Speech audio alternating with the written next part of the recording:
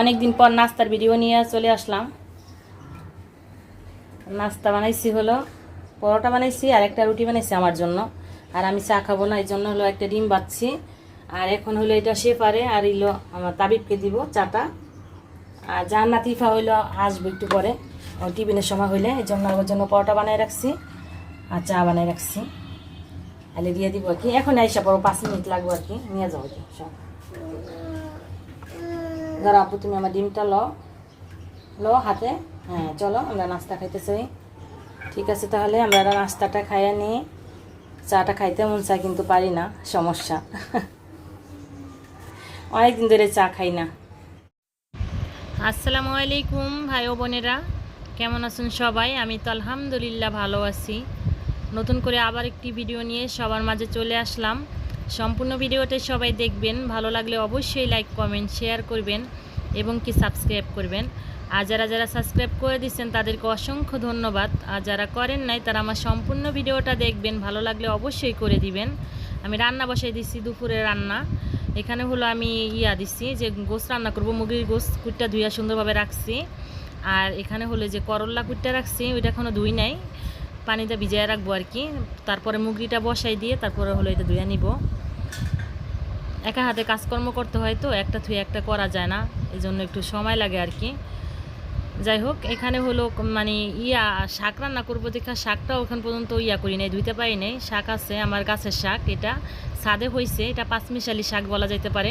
এখানে আছে ডাঁটা শাক, আর আছে পুঁই শাক, আলু শাক, আর চালকুমড়া শাক, এই জন্য আর কি পাঁচমিশালি বললাম। এই মানে ছাদে হয়েছে আমার, কিন্তু আমি এখনও দেখিনি, আমার শ্বশুরে তুই লাইনা দিছে। আর এখানে হলে আদা রসুন বাটা নিয়ে নিলাম, কাছাকাছি নিয়ে নিলাম আর কি। আর টমেটো দিব যেহেতু, এই জন্য আর কি করতেছি, কাটতে রাখছি। আর এখানে তরকারিটা পেঁয়াজটা লাল হয়ে গেলে আর কি দিয়ে দিব, ওই যে ময় মশলা দিয়ে দিব। এখানে আমি গরম মশলা, এলাচ, দারচিনি, তেজপাতা, কাঁচামরিচ এগুলো সব দিয়ে দিছি। এটা ভালোভাবে লালসা লালসা ভাব হয়ে গেলে তারপরে কষায় নিব সব কিছু দিয়ে, ঘরে থাকা যা মশলা আছে তা দিয়ে আর কি। আজকে বাহিরের ওয়েদারটা একদম একটু কেমন কেমন যেন, মানে মন্দা মন্দা আর কি, রোদ ওঠে তো ওঠে না। যাই হোক, আমি কষানোর জন্য সব কিছু দিয়ে দিছি অলরেডি, কষানো প্রায় হয়ে যেতেছে। একটু নাড়াচাড়া দিয়ে দিতেছি আর কি, একটু হালকা। মনে হইতেছে কি হলুদের কালারটা একদম হয় নাই, কিন্তু বিশ্বাস করবেন না, রান্নার পরে দেখি যে এত পরিমাণে কালারফুল হয়েছে তরকারিটা, ওই সময় দেখাইতে ভুলে গেছি গা। আর কি যেন কাজ করতেছিলাম, মানে সময়ও ছিল না, এই জন্য আর দেখাইতে পারি নাই, এই জন্য দুঃখিত। নয়তো কালারটা সেই ফাটাফাটি হয়েছে মনে হইতেছে। আমি এখন যখন রান্না করতেছি তখন আমার কাছে নিজের কাছে কেমন জানি লাগতেছে।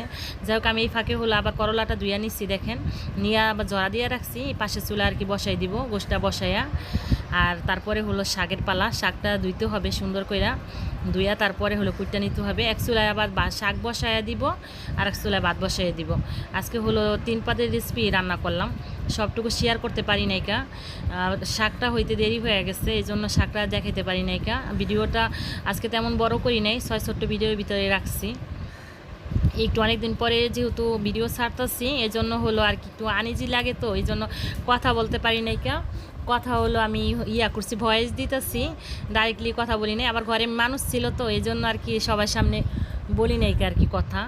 যাই হোক, যদি আমার কথার মাঝে কোনো ভুল ত্রুটি হয়ে থাকে অবশ্যই ক্ষমা সুন্দর দৃষ্টিকে দেখবেন। আর সবাই মিলে আমার ভিডিওটা কিন্তু অবশ্যই দেখবেন, তাহলে উৎসাহ জাগে ভিডিও করতে আর কি, ভালো লাগে আর কি। মাঝে মধ্যে গ্যাপ দেই হলো, দেখি যে ভিউ হয় না একদমই, এই জন্য মানে সাবস্ক্রাইবার তো নাই, লাইক নাই, এই জন্য আর কি মন চায় না যে কষ্ট করে যতটুকুই যারাই ভিডিও করেন কম বেশি সবাই জানেন কষ্ট কিন্তু করতে হয়, এমন না যে একদমই এমনি হয়ে যায়গা। অল্প সময় বেশি সময় হোক, কিন্তু সময় তো দিতে হয় বলেন, এখানে তো আর এমনি হয়ে যায় না। যাই হোক, পাশের চুলা কিন্তু আমি করলা বসাই দিচ্ছি কথা বলতে বলতে। আর এখানে হলো যে দিচ্ছি, আমি হলুদ দিই নাই, সাদা করলা ভাজি করলে আমার কাছে ভালো লাগে, এই জন্য হলুদ ব্যবহার করি নাই, আমি বাগার দিয়ে একবারে বসাই দিচ্ছি। আর এখানে আমি জিরা টাইলা নিচ্ছি তরকারিতে দেওয়ার জন্য। জিরাটা হলো পাড়ায় বা করবো, ফাঁকি করব না, আমি এখানে মোছা দিয়ে তারপরে হলো আছে না, ওই যে বেলন আছে না, বেলন দিয়ে গুঁড়া করে নিব, তারপরে হলো তরকারিতে দিয়ে দিব। ঝোলের পানি দিয়ে দিতেছি, কষানো আমার হয়ে গেছে, এখন আমি ঝোলের পানিটা দিয়ে দিতেছি। দেখা যেতেছে কালারটা, আবারও বলতেছি, কালারটা মনে হইতেছে কি এখন এই পর্যায়ে কালার হয় নাই, কিন্তু বিশ্বাস করবেন না, আমি রান্নার পরে আর কি দেখি যে এত সুন্দর কালারফুল হয়েছে, সত্যি কথা 2বার করে বইলা ফালাইলাম কথাটা, মানে এখন একবারে বসায় দিতেছি, ঢাকনা লাগাই দিলাম আর কি, হইতে থাক আস্তে আস্তে।